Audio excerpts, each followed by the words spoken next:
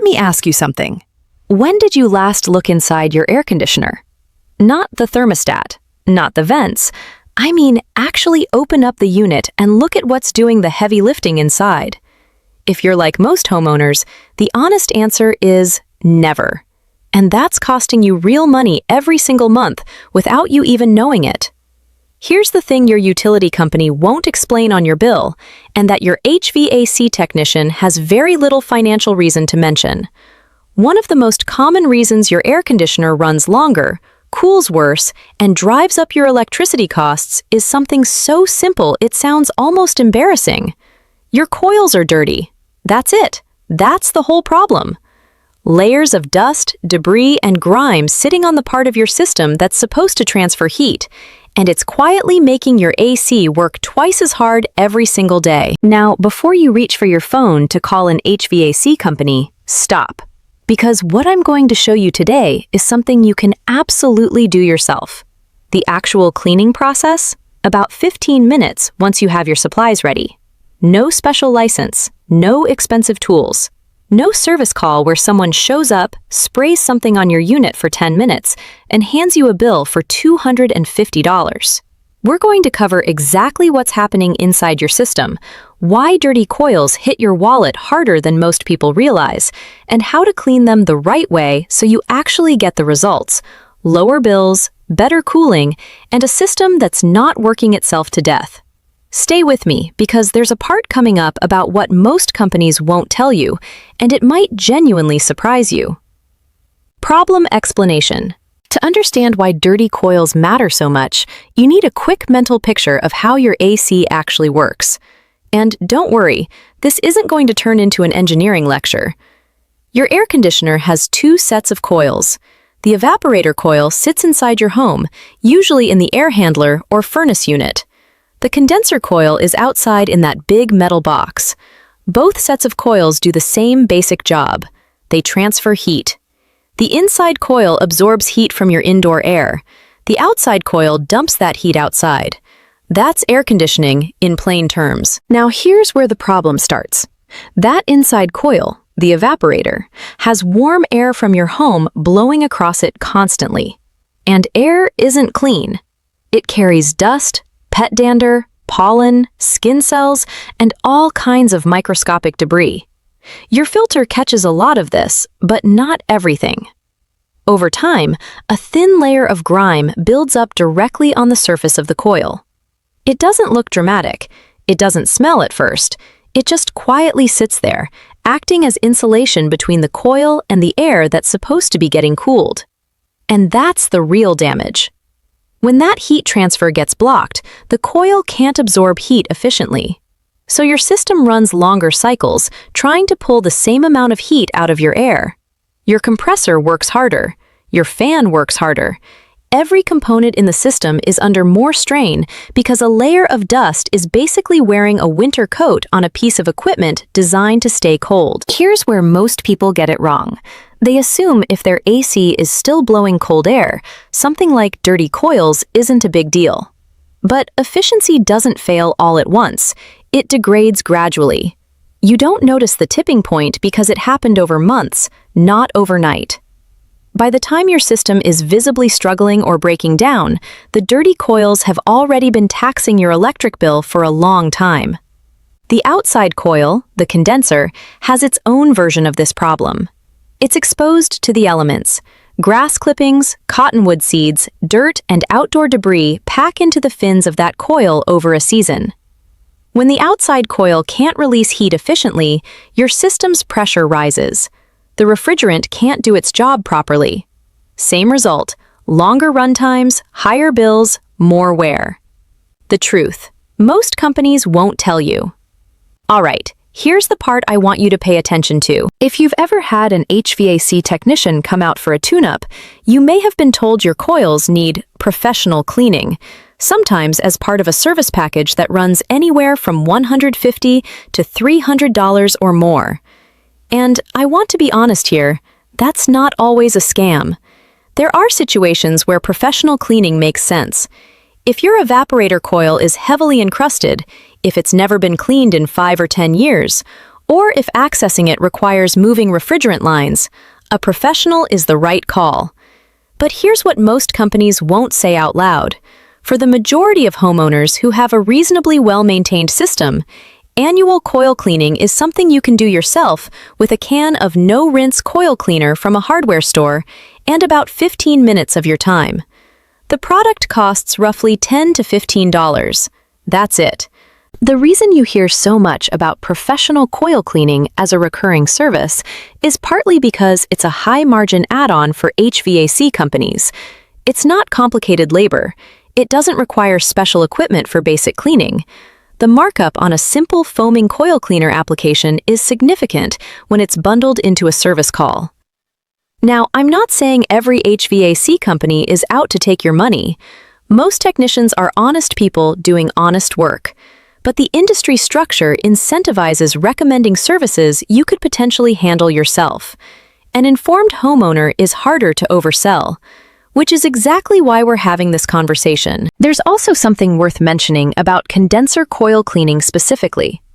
A lot of homeowners either don't know it's a thing they should do, or they assume the rain takes care of it. Rain helps rinse debris off the top, but it doesn't flush out the packed debris inside the fins. That stuff accumulates and stays. And a dirty condenser coil is one of the top reasons AC units freeze up or lose cooling capacity during hot stretches, exactly when you need your system most. Step-by-step explanation: how to clean your AC coils. Let's get into the actual process. We're going to cover both the evaporator coil inside and the condenser coil outside, because ideally you should do both at the same time. That said, the outside coil is more accessible and a great starting point if this is your first time. What you'll need. Before you start, grab these items. You'll need a no-rinse foaming evaporator coil cleaner. Brands like New Calgon or AC Safe are widely available at Home Depot or Lowe's. For the outside condenser, you can use a separate coil cleaner or simply a garden hose with decent water pressure. You'll also want a soft brush, a screwdriver for removing access panels, and basic protective gloves. Eye protection isn't a bad idea either, since some foaming cleaners are strong. Total supply cost if you're starting from scratch, somewhere between $15 and $30. Compare that to a service call. Step 1. Turn off the power. This is non-negotiable and comes before anything else. For the inside unit, go to your circuit breaker and flip the switch for the air handler or furnace. For the outside condenser unit, there's usually a disconnect box mounted on the wall right next to the unit. Pull the disconnect or flip the breaker. Do not skip this. You're working around electrical components and, in the case of the indoor unit, refrigerant lines. Power off, full stop. Step 2. Access the evaporator coil. The evaporator coil is inside your air handler, which is usually the large metal cabinet in your basement, attic, garage, or utility closet. There's an access panel on the side, typically held in place by a few screws. Remove those, set the panel aside, and you'll see the coil. It looks like a radiator made of aluminum fins. If it looks gray, dusty, or has visible debris matted into the fins, it needs cleaning. If it looks relatively clean and silver, you might be in good shape, but spray it anyway as preventative maintenance. It takes 2 minutes. Step 3. Clean the evaporator coil. Shake your can of no-rinse coil cleaner and spray it evenly across the entire surface of the coil. Make sure you're coating the fins thoroughly. The foam will start working immediately. It penetrates the debris, breaks it down, and here's the key part. It's no rinse, meaning the condensate your system produces when it runs will naturally rinse the residue off and drain away through the drain line. You don't need to wipe it, scrub it hard, or rinse it with water. Just spray and let the chemistry do the work. If the coil has a really heavy buildup that isn't responding to one application, you can do a second coat. But for most homeowners doing this annually, one good application handles it. Replace the access panel, make sure it's sealed properly, and you're done with the inside. Step 4. Clean the condenser coil outside. Walk outside to your condenser unit. Before you do anything else, look around the base. Clear away any grass, leaves, or debris within at least 2 feet of the unit on all sides. Airflow is everything to this component. Now, take a look at the fins on the outside of the unit. Those are the thin aluminum slats that wrap around the exterior. Over time, debris, cottonwood, grass clippings, dust, packs into those fins and restricts airflow. Take your garden hose and spray water from the inside out, meaning aim the water from inside the unit's housing outward through the fins. Don't spray inward from outside because that pushes debris deeper in. The top grill usually lifts off or can be unscrewed to give you inside access if needed. Use moderate water pressure, not a power washer. You're not trying to blast the fins, you're flushing debris out. Work your way around the unit, spraying each section. You'll see debris and discolored water coming out. Keep going until the water runs clear. If the fins are bent, which happens over time and can also restrict airflow, you can buy a fin comb at a hardware store for around $10. Run it gently through the fins to straighten them. It's a small thing that makes a real difference. Let the condenser dry for a few minutes before restoring power. Step 5. Restore power and test. Go back to your breaker or disconnect box and restore power to both units. Give the system a few minutes before turning on your thermostat. Set it to cool and let the system run a full cycle.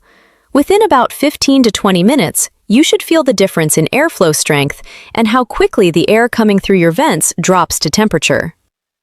Real numbers and cost breakdown. Let me put some real numbers on this, because that's what makes the decision obvious. The Department of Energy has published data showing that a dirty evaporator or condenser coil can increase your AC system's energy consumption by anywhere from 5 to 15%. Let's take a modest number, say 10%.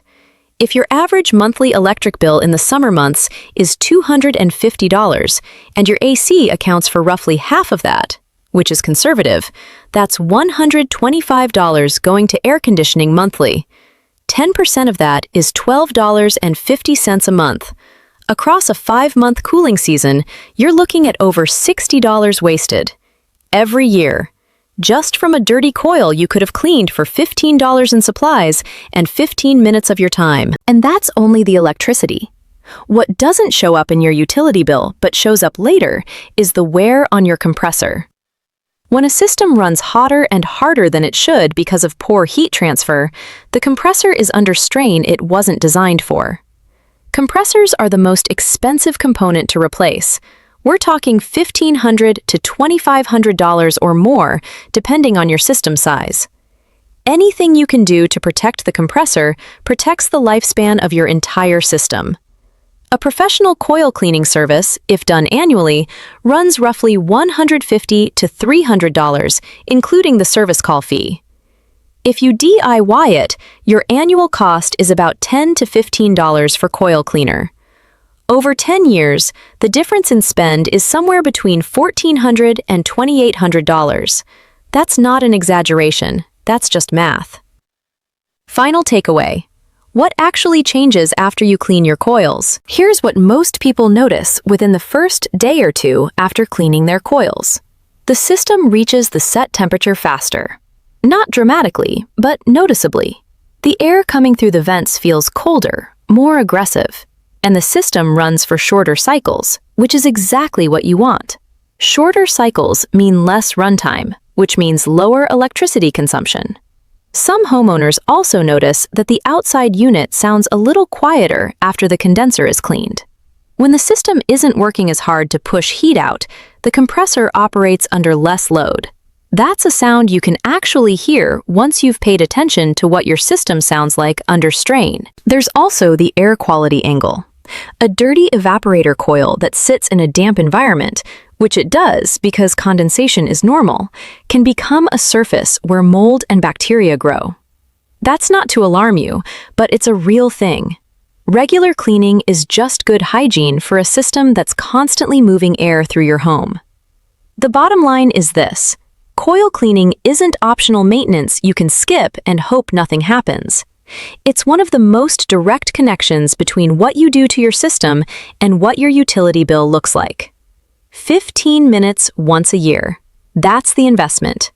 Here's a fast reference so you can knock this out this weekend. Turn off all power before you touch anything. Breaker for the air handler and the disconnect for the outside unit. Locate your evaporator coil inside the air handler and inspect the fins for visible debris. Spray no-rinse foaming coil cleaner evenly across the evaporator coil and close the access panel. Go outside and clear debris from around the condenser unit perimeter. Inspect the condenser fins and flush from inside out with a garden hose until water runs clean. Straighten any bent fins with a fin comb if needed. Restore power, let the system run a full cycle, and check that airflow and cooling feel stronger than before. Put a reminder on your calendar to do this again same time next year. So there it is. A task that most homeowners assume requires a professional, a service call, and a $200 check. Done in about 15 minutes for under $20 in supplies, with real, measurable results on your electric bill. The dirty coil problem isn't complicated. It's just something nobody talks to you about until your system is already struggling. And now you know what to look for, what to do about it, and why it actually matters for your money and your comfort. I want to know, when's the last time you had your coils cleaned? And what does your AC bill look like in peak summer? Drop it in the comments. No judgment. Some of you are going to shock yourself when you realize how long it's been. If this video helped you, subscribe and hit the bell. I put out practical, no-fluff AC content specifically for homeowners who are tired of not knowing what they're paying for. And speaking of not knowing what you're paying for, next video, we're going into something that costs a lot of people a lot of money and almost nobody checks: refrigerant levels. Specifically, how to know if someone's telling you your system needs a recharge when it actually doesn't, and the one question you should ask before you ever approve that service. You're going to want to see that one. It's coming soon.